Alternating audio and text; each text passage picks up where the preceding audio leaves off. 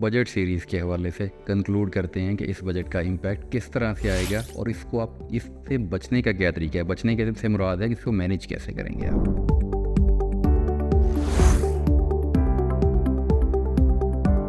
Step by step discuss किया कि इस बजट में कौन कौन से टैक्सेस लगे हैं, टैक्सेस की भरमार भी अगर हुई है तो कौन कौन सी हुई है, उससे तरीक़ाकार में क्या फ़र्क आया है, टैक्स कलेक्शन कैसे बढ़ेगी। एक हम आपको चीज़ बताते हैं कि इस साल बजट में जो टारगेट सेट किया गया है ना, वो 38% इंक्रीज़ है इन टैक्स कलेक्शन।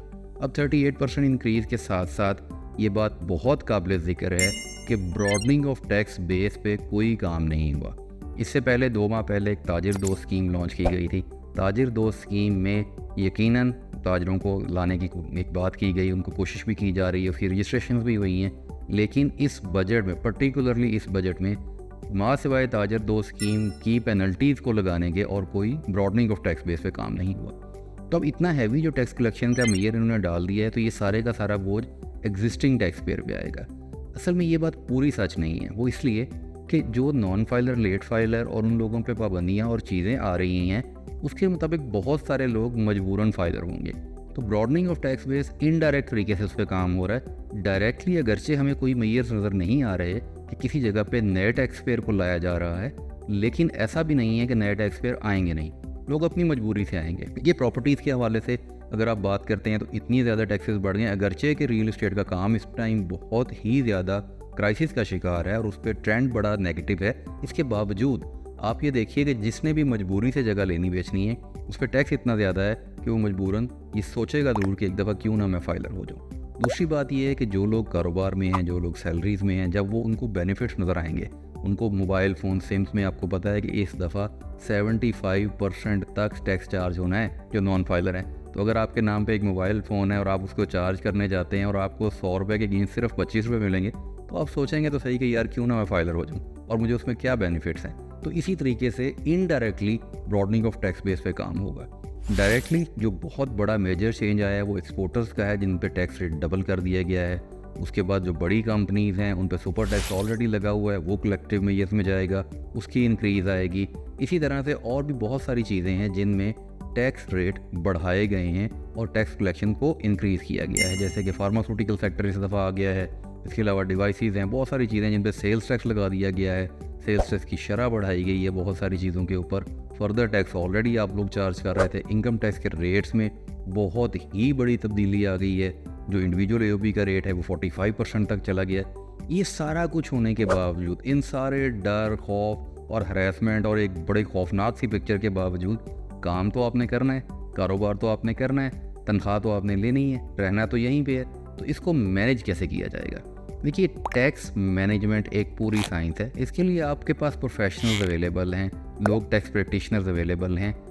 गौर करने की बात यह है कि अपनी टैक्स रिटर्न फाइल करने से पहले अपने अकाउंट्स को थोड़ा सीधा कीजिए। ये हम बात बार बार समझा रहे हैं कि टैक्स रिटर्न फाइल करना कोई काम नहीं है। यहाँ पे आपको एक पीएन, एक क्लर्क, एक उसका बच्चा कोई छोटा बैठा हुआ जो कंप्यूटर पे लॉगिन कर सकता है, वो भी टैक्स रिटर्न फाइल करता हुआ नज़र आएगा। पिछले दिनों हमारी एक मुलाकात हुई, एक बड़े हाई ऑफिशियल हैं, पुलिस में हैं, उन्होंने अपनी टैक्स रिटर्न खुद फाइल की, उनको 15 नोटिस आए। अब उन्होंने एक अकाउंट्स का बंदा अलग रखा हुआ है और लीगल का बंदा अलग रखा हुआ है। वो 2 बंदों से कंसल्ट करते हैं और उसके बाद अपनी टैक्स रिटर्न को फाइल करते हैं। तो आप खुदारा अपनी टैक्स रिटर्न फाइल करने से पहले अपने अकाउंट्स को सेटल डाउन कीजिए। और ड्यूरिंग द पीरियड कोई भी आप ट्रांजैक्शन करने जा रहे हैं, कोई भी चीज़ लेने बेचने जा रहे हैं, बैंक को मैनेज कर रहे हैं, सैलरी लेते हैं, उसके बावजूद आप अपनी चीज़ों को मैनेज कर सकते हैं। बहुत से टैक्सेस ऐसे हैं जो आप दे रहे होते हैं, जो आप अपनी सैलरी के टैक्स में से एडजस्ट करवा सकते हैं। वो डॉक्यूमेंट्स अपने एम्प्लॉयर को दें ताकि वो आपका टैक्स एडजस्ट कर ले सैलरी में से। तो अपने टैक्स को मैनेज कीजिए, अपने अकाउंट्स को मैनेज कीजिए और उसके बाद टैक्स रिटर्न फाइल कीजिए। रहना इसी मुश्किल के साथ भी आपने है और इसमें से हमने अगर चीखें पुकारेंगे तब भी काम वही होगा और अगर हम उसको मैनेज कर लेंगे तब भी काम वही रहेगा। लेकिन मैनेज करने की सूरत में आप इन तमाम के तमाम जो डराने वाले मेजर्स हैं, इनसे ख़ुद को महफूज रख सकेंगे। जैसे कि सेल्स टैक्स के हवाले से इन पर्टिकुलर टैक्स फ्रॉड, इसको इनकम टैक्स में भी खैर शामिल कर दिया गया है। टैक्स फ्रॉड के ऊपर बहुत सख्त एम्फेसाइज है, टैक्स रेट्स के ऊपर बहुत सख्ती की गई है, एग्जम्पशंस विड्रॉ कर ली गई हैं, उसकी जगह रिड्यूस रेट का कॉन्सेप्ट दे दिया, यानी अब आपको जो टैक्स एग्जम्पशन मिलती थी वो भी रिड्यूस रेट की मिलेगी। रिफंड का एक पूरा डिपार्टमेंट अलग बना दिया गया है, एक तरह से कलेक्टेड डेवलप हो गया है उसके कमिश्नर्स बैठेंगे, ऑफिसर्स बैठेंगे, वो उसको देखेंगे। तो चीज़ें जो हैं वो एक सिस्टम में जा रही हैं और आहिस्ता आहिस्ता, अल्लाह करे वो दिन जल्दी आ जाए, दुनिया, एक चीज़ जहन में रखिए, दुनिया टैक्स एडजुडिकेशन से निकल चुकी है। कहीं दुनिया में असेसमेंट ऑर्डर नहीं पास होते, कहीं अपीलें नहीं होती। आप टैक्स रिटर्न फाइल करते हैं, टैक्स पूरा है तो ओके, टैक्स ज़्यादा है तो रिफंड हो जाएगा, दैट्स इट, ये क्लोज है। तो हमारे मुल्क में भी अब टैक्स लॉज आहिस्ता आहिस्ता इस लेवल पे मैच्योर होना चाहिए। हम लोग भी कोशिश कर रहे हैं, टैक्स पेयर्स का भी फ़र्ज़ है कि वो कोशिश करें कि टैक्स लॉज की कंप्लायंस इस तरह से करें कि आने वाले वक्त में, देखिए आपने अपना टैक्स पूरा जमा करवा दिया है, बिला वजह किसी को क्या तकलीफ़ है? अभी तकलीफ़ है, आप बिल्कुल सही कहते हैं, अभी हरेसमेंट भी है, खौफ भी है, क्योंकि अभी सिस्टम मैच्योर नहीं हुआ।